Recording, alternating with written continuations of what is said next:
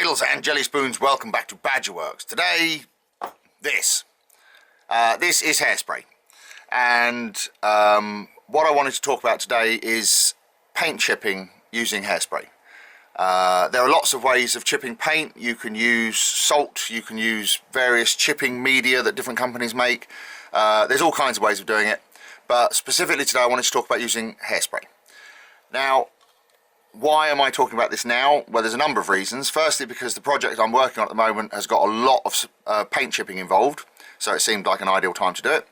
And secondly, last night I was looking at some comments on Facebook, and somebody asked a question which I see a lot about paint chipping. They said, I'm about to try it for the first time. How long do I need to leave the hairspray for before I put my colour coat over? And the first two responses said 24 hours, which I must admit I was greatly surprised at, because I don't do it that way. So I thought what I would do is, while I'm working on this particular project, this is a little spin-off video specifically on how I chip paint with hairspray. I'm not saying it's the right way or the only way. This is how I do it. If you learn something from it, great. If you've got your own way of doing it, that's great too. So yeah, paint chipping with hairspray. Begin. So the first thing I think we need to talk about is the hairspray itself. This is Asda Ultimate Hold Hairspray. I see people say you need to buy expensive stuff, you need to buy this brand or that brand.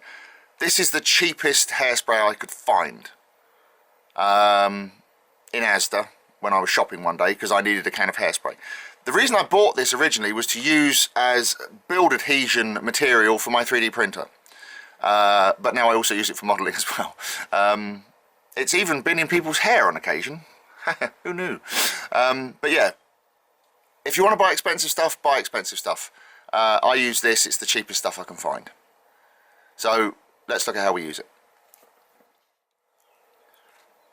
This is the model that I'm going to be chipping. It's part of a diorama that I'm making for a little Facebook competition. It's basically a plastic shot glass that I've turned into a little shelter. And as you can see, I've already done some chipping on it. It's had a rust coat and it's had a silver coat which has been chipped. That doesn't matter. For the purposes of what we're doing, it's like we're starting from scratch. You will notice it is shiny. The preparation this has had, it's had a coat of gloss varnish. The gloss varnish that it's had is Humbrol Clear, which is the same gloss varnish that I always use. Some people don't like this stuff. I get on fine with it. But it's basically had a coat of gloss varnish and been left to dry thoroughly. Now, as I said, this has already had chipping work done on it. That doesn't matter. Whether it's the first layer, the last layer of paint chipping, it doesn't matter. The process is the same for every layer. You start with a coat of gloss varnish and you let it dry thoroughly. So, what do we do next? Well, the next thing we need to do is put our hairspray on.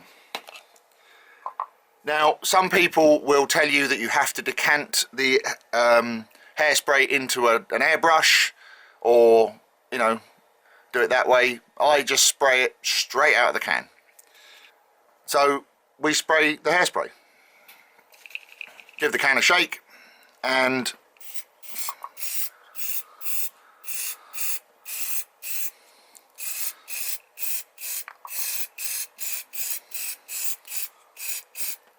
give it a good spritz. Then put it to one side for a minute. Now, to answer the chap's question from last night, how long do I leave it to set aside for? For me personally, I leave it as long as it takes to put the paint in my airbrush. So that's what I'm going to do now, and then we'll come back and spray it. So the colour coat I'm going to use is XF67 NATO Green. This will be thinned 50-50 with Tamiya X20A thinner. Right, so you'll notice with this now, hopefully, that the sheen has been knocked off it slightly. That's because of the hairspray. This is basically ready to go now. It's dry to the touch, and that's honestly, it's been like 2 minutes. You don't need, well, like I said, I'm not going to say people are right or wrong. This is how I do it. I've left that for 2 minutes. So what I'm going to do now is I'm going to spray the colour coat, which is in the airbrush. And I'm just going to spray a nice light even coat over the whole thing.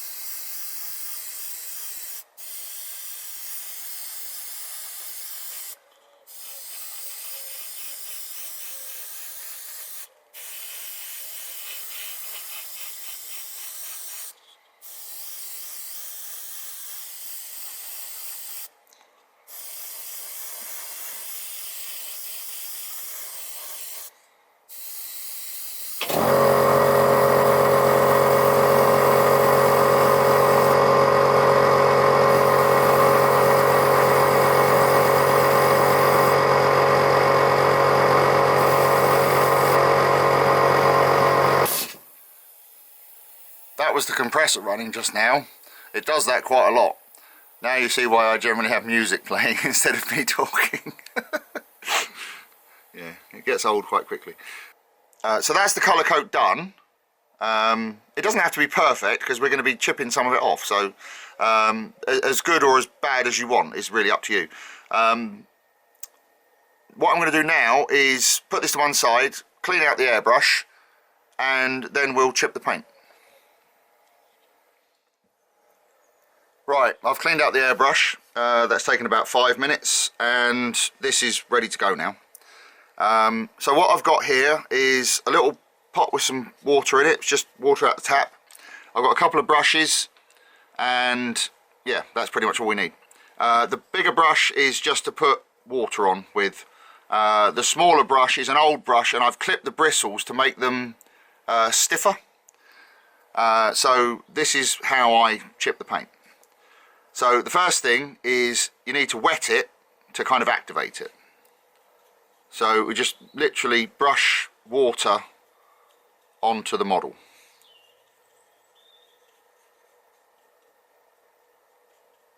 And what this water will do is it will soak through the acrylic paint and reactivate the hairspray.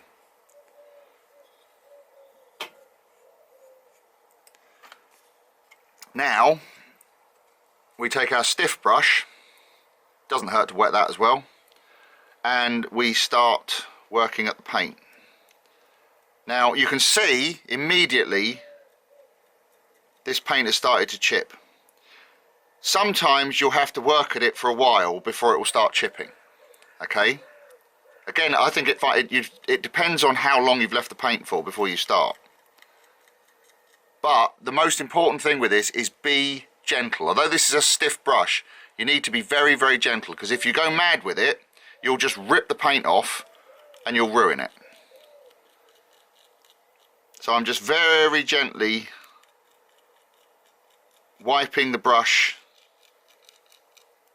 and you can see that the colour coat is coming off and it's revealing our base coat underneath. Now you can chip as much or as little as you want. I'm going to do this a lot because this is supposed to be like a kind of post-apocalyptic thing. So it's going to get quite a lot of abuse. But if you just want to do a couple of little chips or scratches, that's fine. It's entirely up to you for what you're doing.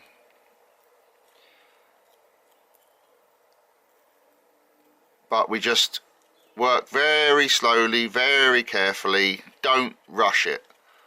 And I say this as possibly the most impatient person in the world. Patience is the key for this.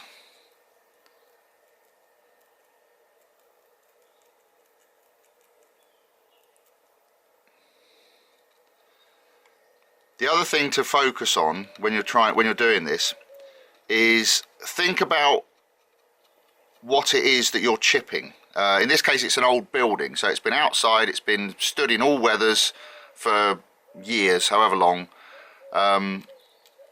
so it's quite likely that the paint will be bad all over, but it will be worse in certain areas, high points, bits that are scoured by the wind, areas around, like here, like around the door where people have gone in and out, the area around the door frame, the door handle, the bottoms of the doors, because people, you know what people are like for kicking doors open. I mean, it's something that annoys me personally, but you know, it happens. But just concentrate on areas that would get the most wear and tear.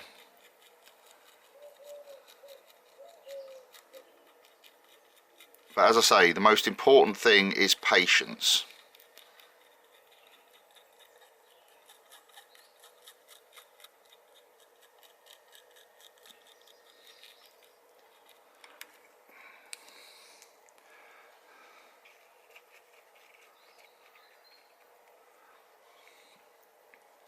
What you can also do, just to give you an idea of where you're going, is every now and again just give it a very light dab with a kitchen towel just to get the water off, and it makes it much clearer what you've done. You can always put more water in. It doesn't matter how much water you put on it, you can soak it, it really doesn't matter.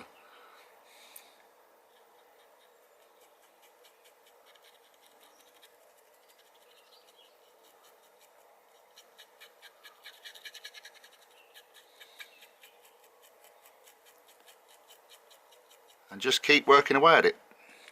If you need to put a lot of water on, then do. Just blob it on.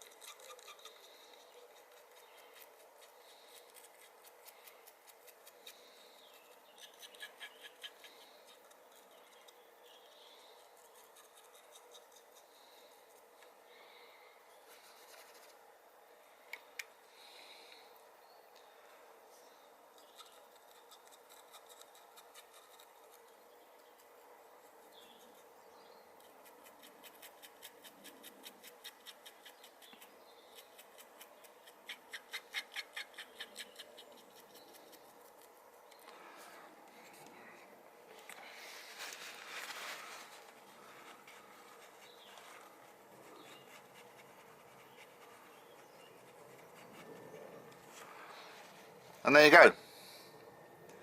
That really is all there is to it. And that's taken, what, 10 minutes? 15 minutes? You don't really need any more than that. I mean, like I say, there's no, I'm not saying anyone else is wrong or this is the only way to do it. This is the way I do it. These are the results that I get. So yeah, I hope this video has been useful to you.